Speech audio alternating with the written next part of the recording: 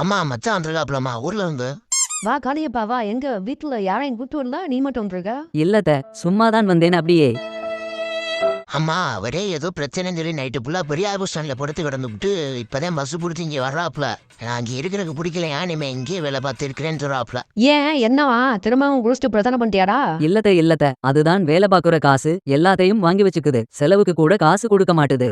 ஆமா, அப்புறம் நீ வாட்டுக்கு எல்லாத்த வாங்கி கொடுத்துக்கிட்டு இருந்தீங்கன்னா அப்புறம் அது வீட்டு செலவுக்கு என்ன ஒண்ணும்? நம்ம குடும்பத்துலதான் இவ்வளவு வேறு பட்டு தெரிஞ்சும் ஒரு அறிவு மாறல.